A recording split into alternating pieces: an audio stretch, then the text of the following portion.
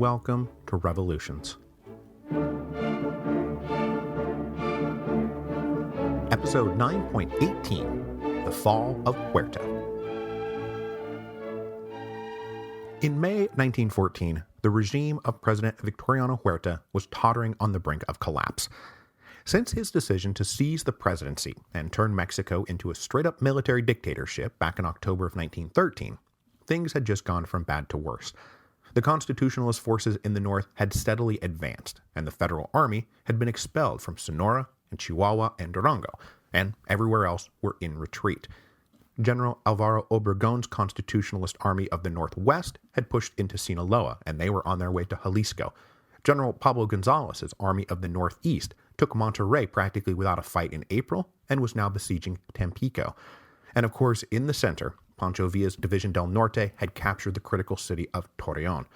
Then the Americans had gone and occupied Veracruz at the end of April, and despite the brief wave of patriotic indignation that followed, that wave soon dissipated, and Huerta's fortunes continued to collapse. The rank and file of the federal army were unhappy conscripts, now deserting or defecting in droves. The officers maintained a pretense of professionalism, but were now focused on securing a settlement that would allow them to live through the conflict without either dying in battle or being captured and executed by the constitutionalists.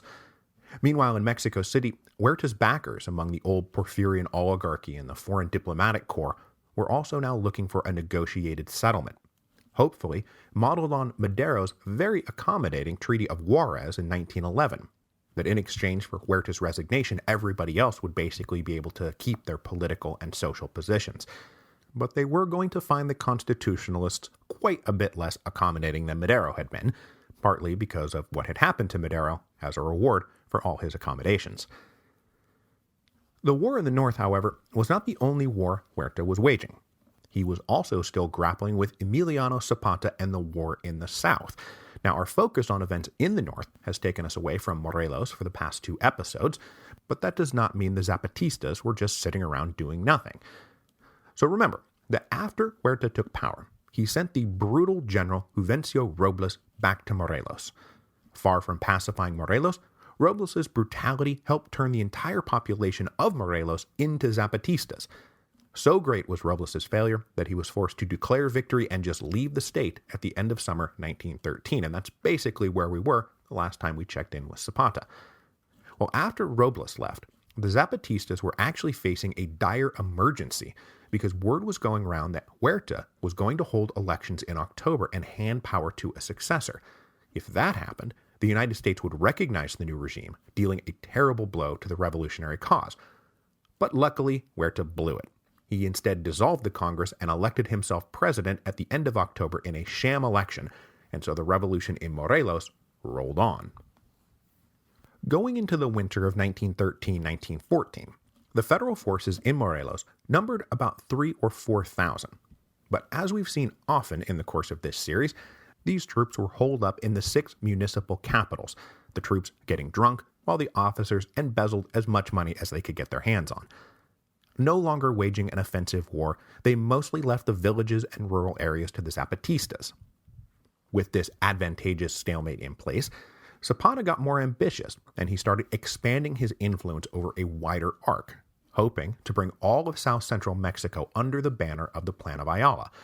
So he spent these months traveling around and corresponding with leaders in the neighboring states of Guerrero and Puebla, and through a combination of personal magnetism, moral rectitude, the death of key rivals, and a general bandwagon effect, by the end of 1913, Zapata was not just leading one faction of rebels among many factions in Morelos, he was the acknowledged chief of a large coalition of forces spanning multiple states, and they all stood perched in the rugged mountains just south of Mexico City, filling the respectable residents of the capital with fear and dread. But the geographic and social realities of the Zapatista states hindered Zapata's ability to carry the war beyond the Zapatista states. For one thing, they were landlocked and forever hindered by supply issues. Unlike the constitutionalists in the north, who had open lines to the United States, the only way the Zapatistas could rearm themselves was by capturing stuff from the Federales. This is partly why Zapata so rarely attempted major assaults on urban areas. it was calculated that it took 200,000 bullets for 4,000 men to conduct a 5-day siege of a city. So Zapata had to be more careful about his operations because every bullet was a precious bullet. And there was also a social factor at play, because unlike the constitutionalists who were waging an aggressive war of expansion, the Zapatistas were always waging an insular war of defense. And this was a defense not just of their villages, but a defense of the past. As much as it is described as a revolution, the Zapatistas are more fully involved in a restoration than a revolution, the restoration of their ancient rights, a rejection of hacendado modernization. This was the basic moral principle upon which they all staked their lives, to have it go back to the way that it was. So thanks to limited supplies and the very nature of the men's motivations to protect my village, Zapata would always be waging limited guerrilla campaigns. All of this meant that if Zapata wanted to ensure that the plan of Ayala spread to all of Mexico, which is what he wanted, he was going to need allies. But as we've already established, Zapata did not and would never sign the Plan of Guadalupe. He did not and would never recognize Carranza as first chief. Zapata was now firmly in the territory of fool me once, shame on you, fool me twice, shame on me. As we discussed at length in episode 9.13, Zapata felt personally betrayed by Señor Madero, and he vowed to never let it happen again. And Zapata was right to not sign on to Carranza's plans. Carranza considered the Morelos revolutionaries barbaric, barefooted heathens who would eventually have to be crushed once he became president of Mexico. But Zapata did need revolutionary allies in the north, and it was just here near the end of 1913 that he started hearing good things about this Pancho Villa character.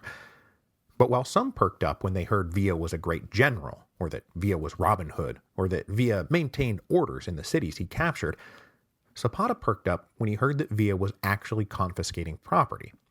Not just saying he would confiscate property, but actually doing it. And as Villa's legend grew, and more stories started filtering down from the north, Zapata wondered if maybe Villa wasn't somebody he could actually work out a mutually beneficial alliance with. To check on the rumors, Zapata dispatched his close friend and Zapatista ideologue Hildardo Magaña to sound Villa out. Why Magaña? Well, mostly because the last time we saw Magaña was a year earlier, when he was sharing a prison with Villa and teaching him the finer points of Zapatista agrarian ideology.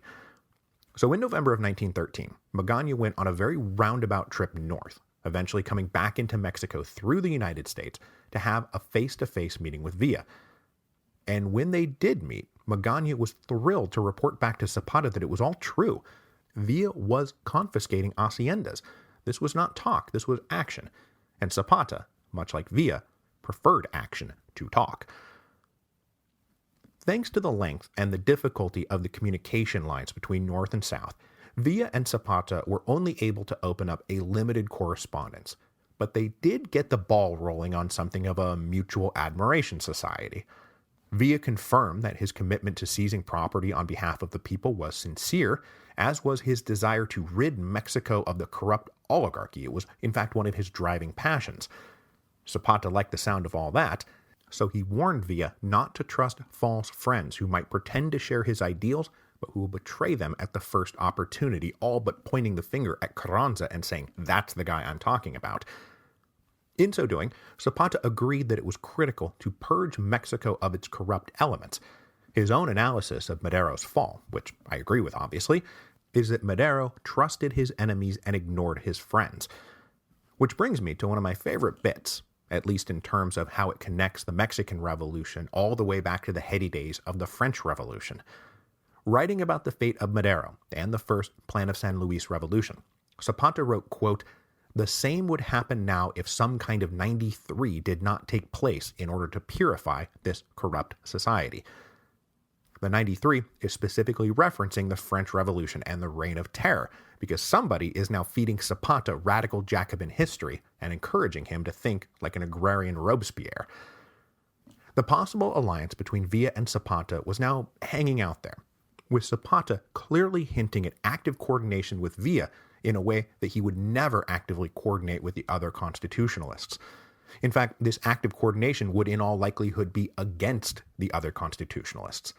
And by April of 1914, this had gone far enough that Zapatista spokesmen in El Paso were saying to the press that they did not recognize Carranza. They only recognized Pancho Villa as the legitimate leader of the revolution in the north. So in the spring of 1914, Zapata was ready to go back on the offensive. His liberating army of the south had hoarded enough bullets to prepare for this offensive in late March 1914. Launching a broad and pretty well-organized campaign in Guerrero, they captured the capital city of Chilpancingo on March the 26th. And then, just as they were consolidating their hold over this additional territory, they got the sensational news that the United States had invaded and occupied Veracruz. As I mentioned last week, Zapata said that the U.S. occupation of Veracruz made his blood boil, but boy did it ever make his job easier. Because in response to this invasion, Huerta pulled thousands of men out of Morelos in case he needed them to fight the Americans. This left only 2 garrisons left in the state, one in Huerta and the other in the capital of Cuernavaca. All other cities were just evacuated, including Cuautla. When the federal forces evacuated, they were joined by all the remaining hacendados and their managers, friends, the jefes politicos. All of them fled the state for good, leaving Morelos almost entirely in Zapata's hands. So facing no other opposition at the end of April, Zapata was able to concentrate his forces around that poor garrison trying to hold Huerta. Demoralized and surrounded, they just gave up, many of the conscripts defecting to the Zapatistas, bringing all their weapons and supplies with them. The only federal redoubt left in Morelos was Cuernavaca. The rest of the state was in the hands of Emiliano Zapata. Just as Zapata was consolidating his hold over south-central Mexico, Pancho Villa was getting ready to plunge into north-central Mexico. Their 2 armies, the División del Norte and the Liberating Army of the South, combining to crush Huerta and install a new, truly revolutionary government in Mexico City, was fast becoming the most likely scenario. And this scenario scared the hell out of Carranza, and so Carranza did everything he could to hinder, hamstring, hobble, delay, and any other synonym you care for, to hold back the División del Norte. For starters, Carranza moved his constitutionalist government to Juarez in April of 1914. Villa did not do anything to stop Carranza from moving up to Juarez, but he was aware that Carranza now stood between the División del Norte and their American supply lines. Carranza also subtly undertook the cultivation of Villa's subordinates, stroking their egos and encouraging them to think and act independently of Villa, and that as first chief of the whole war, Carranza was in a position to support them if they decided to turn their backs on Villa. Carranza, though, knew he was no general, and that if he was going to permanently stymie Villa's ambitions, that he was going to need someone who could match Villa's military acumen. And from the very beginning, he had identified and cultivated as his most important ally, no, not any of the chiefs from Chihuahua, of course, they were all a bunch of drunken bandits. I am talking about Alvaro Obregón. Obregón and the Sonorans had been Carranza's saviors in the opening months of the Constitutionalist Rebellion. Not only had they waged the most successful early campaign of the war, but they were politically sound, which meant they were not fighting for social revolution. Now, as we go forward, we will be able to discuss at length that Obregón did have a reformist streak, but during this phase of the revolution, he's quoted as saying, "We have no agraristas here, thank God." Carranza identified Obregón as indispensable to winning the political rebellion without it devolving into a social revolution, and he did everything he could to not alienate Obregón. So, for example, when Carranza made Felipe Ángeles Minister of War, it was Obregón and the other Sonoran officers who objected, and Carranza quickly backtracked.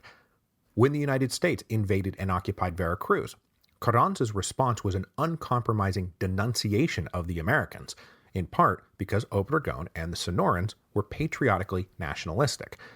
In Carranza's estimation, Obregón was the one who could save Mexico from the horrors of Villismo and Zapatismo, and of course, get Carranza elevated to the presidency. Now, for his part, Obregón's support for Carranza was one premised on mutual gain, rather than like, "Oh man, Carranza, you're a prophet, I love you."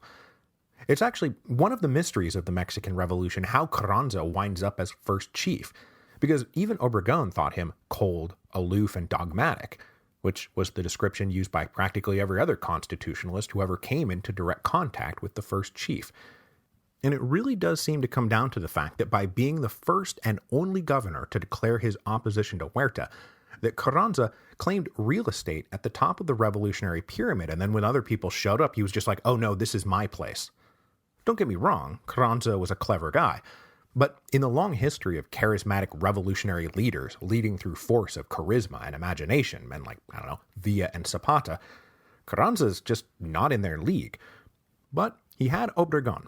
And as long as he had Obregón, he was good, because Obregón was in the same league as Villa and Zapata. So as we've already established, Obregón and the Sonorans had swiftly taken control of practically their whole state within a month of the 10 tragic days. By the fall of 1913, they had moved south into Sinaloa, but were hampered by both supply issues and a lack of good railroad infrastructure. But then, like everyone else on the constitutionalist side, the lifting of the American arms embargo in February of 1914 was a boon to their fortunes, and Obregón's comrades on the border were able to start importing all kinds of stuff from Arizona. So in preparation for the broad constitutionalist push now made possible by the American supply lines, Obregón started recruiting more men, especially among the Mayo and Yaqui tribes, promising that they would benefit from land reform once the revolution was won.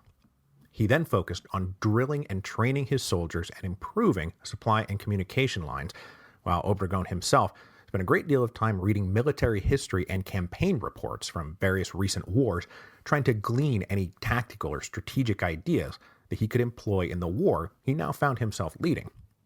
Obregón basically walked off his chickpea farm in March of 1911 with no military experience whatsoever, and then he self-taught his way into becoming one of the outstanding military leaders of his generation. So in the spring of 1914, his Army of the Northwest was professional, orderly, and efficient. Now this army was never as large or as aggressive as the División del Norte, though, and Obregón pushed south along the Pacific coast with what historian Alan Knight calls Fabian caution. Hopefully everybody gets that reference now. But though he was cautious, Obregón was not without cunning, and when, for example, he captured the city of Tepic, he did it by ordering his men to stamp up a huge dust storm that would conceal how small their numbers really were. From Tepic, Obregón pushed south into Jalisco, and it was just about this moment that he started getting notes from Carranza that Villa is dangerous and you have to get to Mexico City before he does. Obregón, of course, agreed. But the railroads in northwestern Mexico were not nearly as developed as they were in the central corridor. And if Obregón was going to win the race to Mexico City, Carranza was going to have to figure out a way to slow Villa down. So the next objective for Villa was the city of Zacatecas, which was truly the gateway between northern and central Mexico. Once Zacatecas was captured, it really was all downhill to Mexico City. So to stop Villa from rolling downhill, Carranza ordered him on a sideways detour.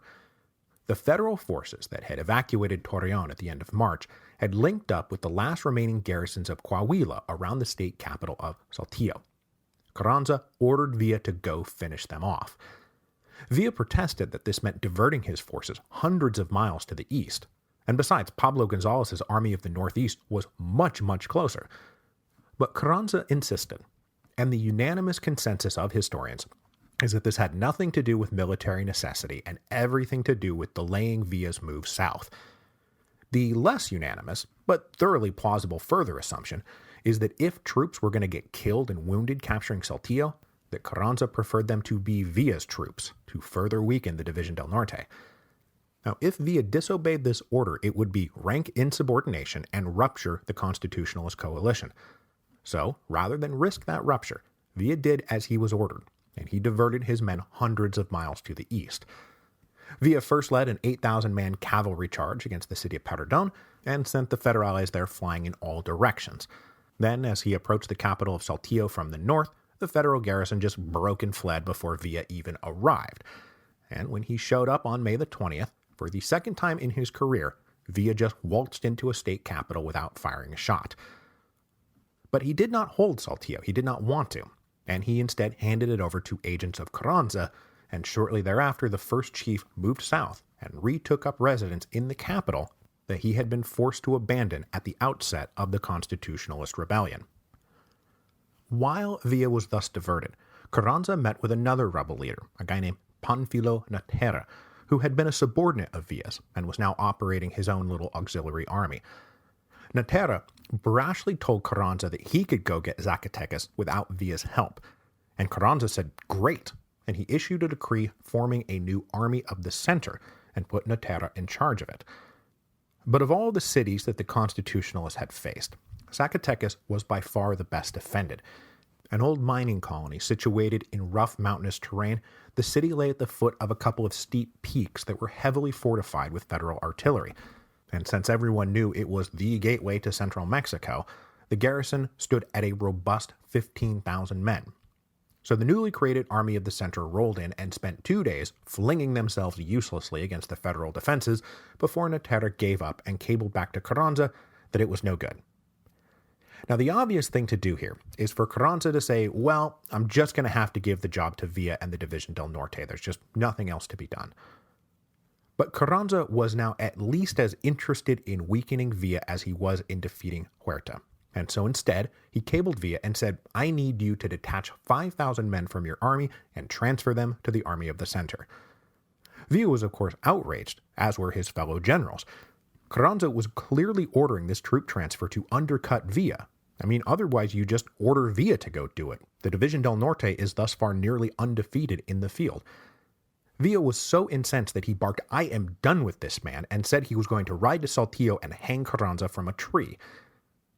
And it was at this moment, we're now in mid-June 1914, that Villa finally understood that there could be no accommodating Carranza, that Carranza was as much his enemy as Huerta, maybe even more so.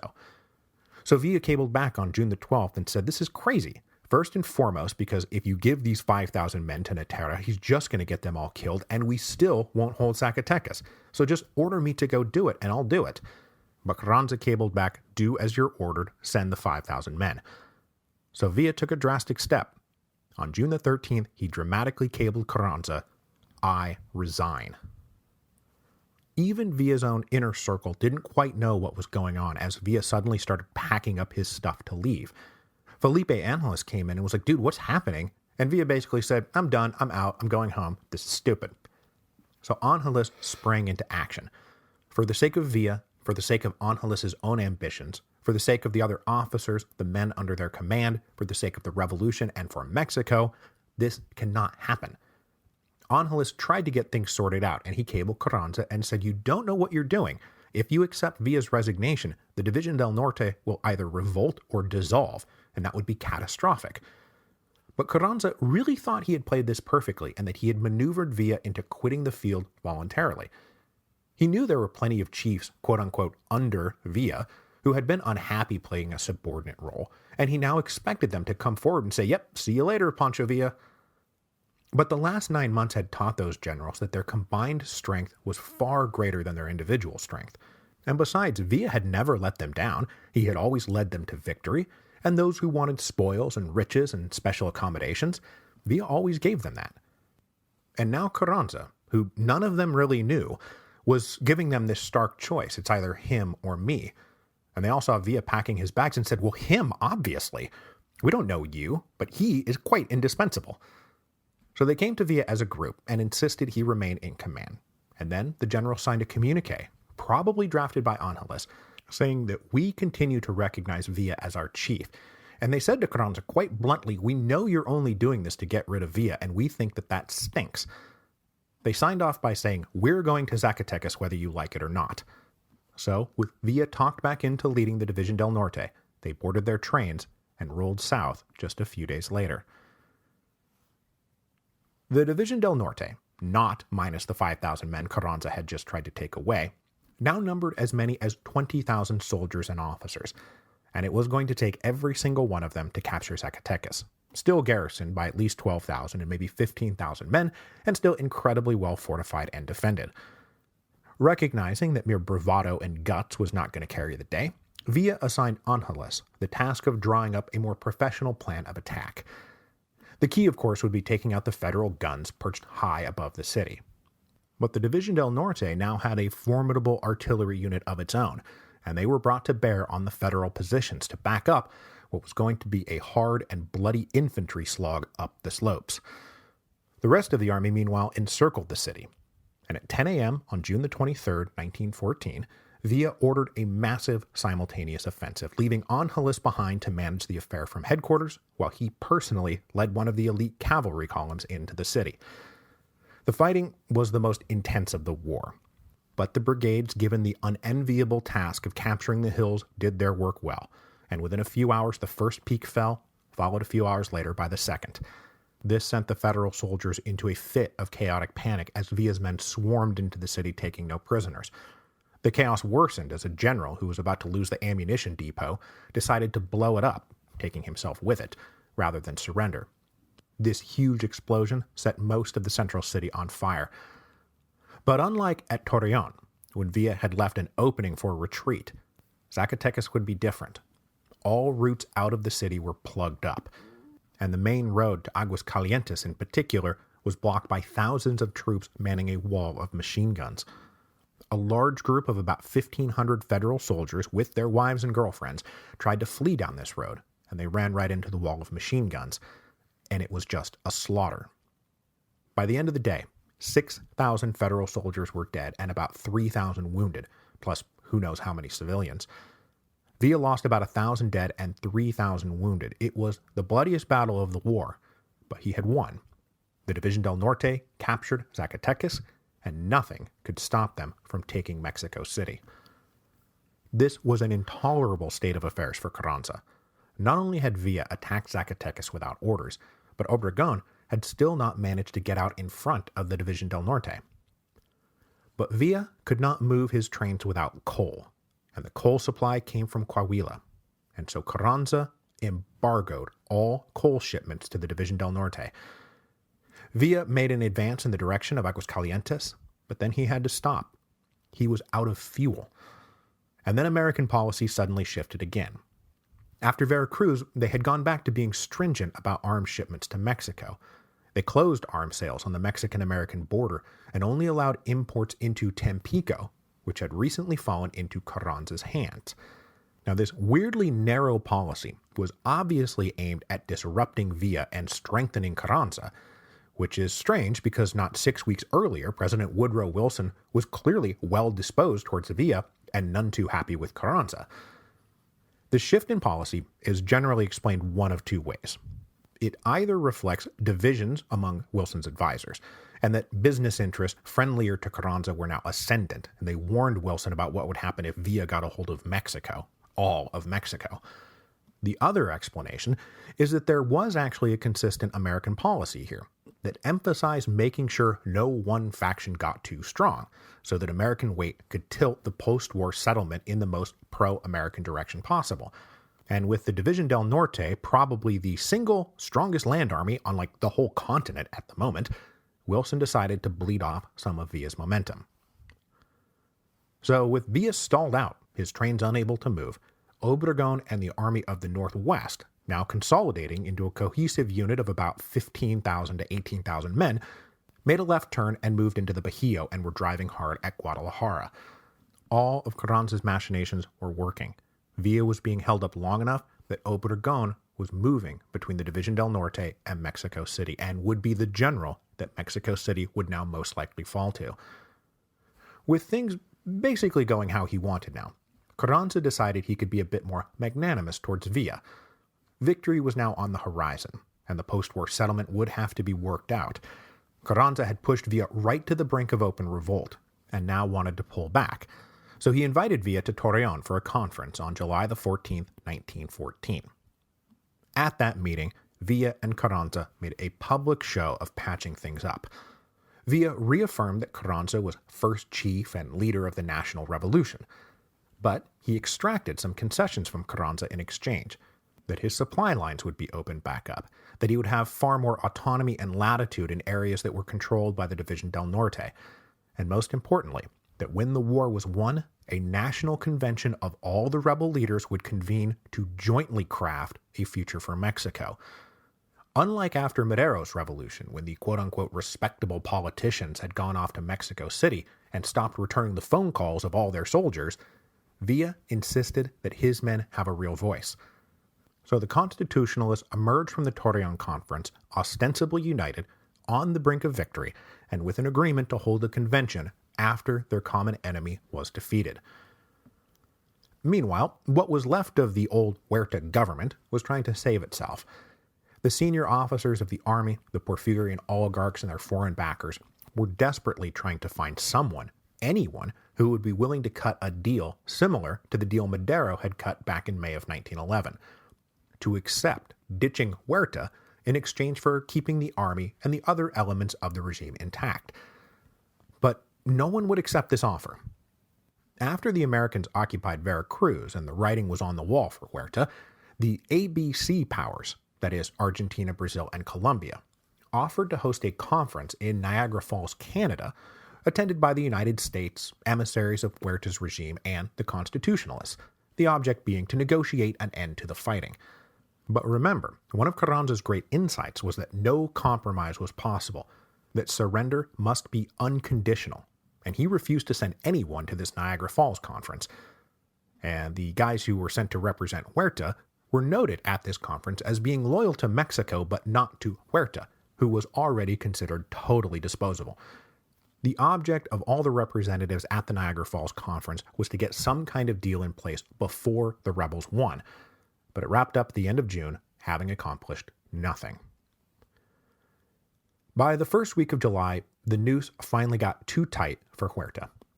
Obregón was now making rapid, unimpeded progress towards Mexico City, and in Morelos, the Zapatistas finally forced the last federal army to evacuate Cuernavaca, and Zapata had led his army into the federal district itself. The question was now no longer how to win, but how to lose. With no friends left, Victoriano Huerta decided to call it quits. On July the 9th, he appointed Francisco Carbajal, the Chief Justice of the Supreme Court, to be the new foreign minister. And then, on July the 15th, 1914, Huerta submitted his resignation to the Chamber of Deputies. His life now obviously very much in danger, Huerta and a few close allies, their families, and a load of cash, jewelry, and gold headed for the small port of Puerto, since obviously Veracruz was still occupied by the Americans. Huerta's resignation and flight came amidst negotiations with various diplomatic legations about how he was going to get out of the country, with the Germans finally, reluctantly, accepting that they would transport Huerta and his family, but no one else, on a cruiser called the Dresden, which was bound for Jamaica. There, he would get on a British liner to Europe. And it's kind of funny how, at this late hour, we're now just on the eve of World War I. Both the British and Germans are trying to get the other to take responsibility for Huerta's safety, knowing it would make that country very unpopular with the new incoming regime. And boy, is there ever a lot of oil in Tampico that sure would be nice to have in case, like, a war breaks out between us. But Huerta got on the Dresden and he sailed away. He had been president of Mexico for 17 months and would then spend his exile in Barcelona. But we are not quite done with Victoriano Huerta, just as we are not quite done with Pascual Orozco, and those two will link back up for one last hurrah. Huerta's resignation did not quite end the war, as the new president, Carbajal, was still trying to assert his right to serve as provisional president, just as De la Vera had done back in 1911. But this wasn't 1911. The leaders of the Federal Army, meanwhile, were promising to surrender to any general who would allow them to attach conditions to that surrender, including an offer to surrender to Zapata. But no one would accept this offer. Again, this was not 1911. Surrender must be complete and unconditional. Despite all their ideological and personal differences, all the revolutionaries agreed that the future of Mexico required root and branch purge of the Porfirian conservatives. So, Carbajal didn't wait around. He abandoned the capital and followed Huerta to exile. By that point, Obregón's army had advanced all the way to Teoloyucan, maybe 25 miles north of Mexico City. Carranza joined Obregón on August the 11th, and they reiterated that unconditional surrender was the only option. And so 2 days later, the Federal Army formally surrendered to Carranza and Obregón. The terms of the resulting Treaty of Teoloyucan stated that all federal soldiers in Mexico City must withdraw east towards Puebla, leaving all weapons and ammunition behind. the only federal forces allowed to stay in place would be those manning the line facing south towards Morelos. Those troops were to stay in place until constitutionalist units could relieve them, making it clear again that Carranza considered the Zapatistas not a friend to be invited into the capital to celebrate, but an enemy to be kept at bay. On August the 15th, 1914, Obregón led his army into Mexico City. The Constitutionalists had won. The victory of the Constitutionalists ended Phase 2 of the Mexican Revolution. And when I return from my break, we will launch Phase 3, defined by the conflict between the Constitutionalists and the Conventionists.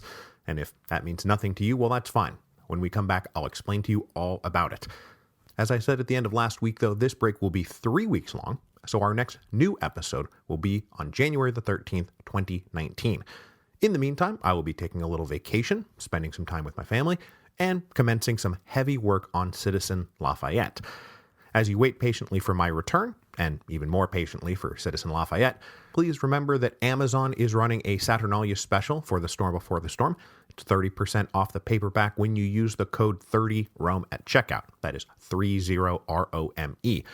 I want to thank everyone for their support, for continuing to listen to the show, and I will see you all back here next year when we will finish the Mexican Revolution and then get started with an open-ended run on the Russian Revolution.